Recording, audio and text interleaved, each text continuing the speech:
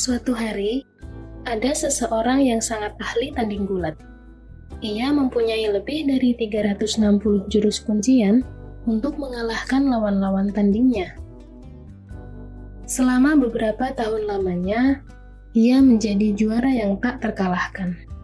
Ia mengajarkan kemampuannya kepada orang-orang yang memang mau belajar padanya.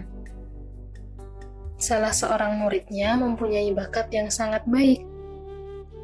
Dalam waktu sekejap saja, sang murid telah menguasai berbagai keahliannya. Dalam event-event pertandingan gulat yang dilakukan oleh kerajaan, sang guru tidak lagi mengikutinya dan mengirimkan muridnya yang sangat berbakat itu.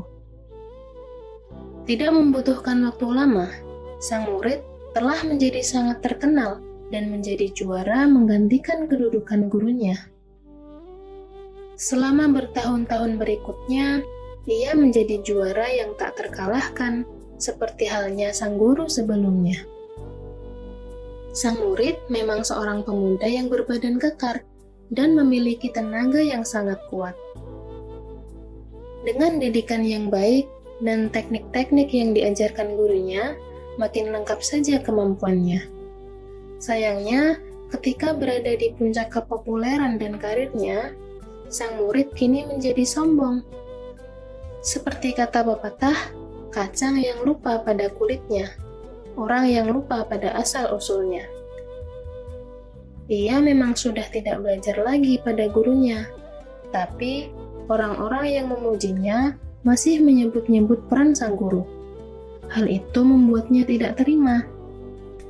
Dengan sombong, ia mengatakan bahwa berbagai kemampuan dan teknik itu memang telah dimilikinya sendiri sebelumnya. Bahkan ia pernah berkata pada sang raja, "Wahai raja, keunggulan guru dibandingkan dengan saya hanyalah karena umurnya dan haknya sebagai pelatih yang telah mengajari saya. Dalam hal teknik dan seni, saya telah menyamainya, bahkan saya melampauinya dalam hal kekuatan." Sang guru hanya tersenyum ketika mendengar berita tentang perkataan muridnya tersebut. Ia tidak berkomentar, bahkan cenderung mengabaikan berita itu begitu saja. Ia memang seorang yang bijaksana. Dan sejak muridnya itu belajar, ia telah memperkirakan hal seperti ini akan terjadi. Tampak dari watak dasar dari muridnya tersebut. Karena itu, sejak awal ia telah meninggalkan 1-2 kuncian yang tidak diajarkan pada muridnya tersebut. Karena kesombongan anak muda itu makin menjadi-jadi, maka sang raja memerintahkan untuk diadakan pertandingan antara keduanya. Didirikanlah panggung yang megah dan diundang semua pembesar kerajaan untuk menggelar pertandingan gulat tersebut. Sang murid yang perkasa memasuki gelanggang laksana gajah yang buas. Ia mendengus, layaknya ingin merobohkan sebuah gunung dengan kekuatannya itu. Sementara sang guru, walau tampak tua dan lemah dibandingkan dengan muridnya tersebut, ia berdiri dengan tenang di tengah arena. Begitu dimulai, sang murid menyerang dengan garangnya, tetapi dengan sedikit gerakan, sang guru bisa mengelaknya. Pada serangan kedua, tampaknya sang murid mengerahkan segala kekuatan dan kemampuan tekniknya. Kali ini, sang guru yang dengan mudah mengenali teknik serangan muridnya, bahkan mengenali kelemahannya, menghadang serangan tersebut. Dengan mudah ia mematahkan serangannya itu, dan kemudian melakukan kuncian yang selama ini tidak pernah diajarkannya pada siapapun. Sang murid mengerahkan segala kekuatan untuk melepaskan diri, tetapi gagal juga. Makin kuat ia berontak, makin sakit saja rasanya kuncian yang dilakukan gurunya.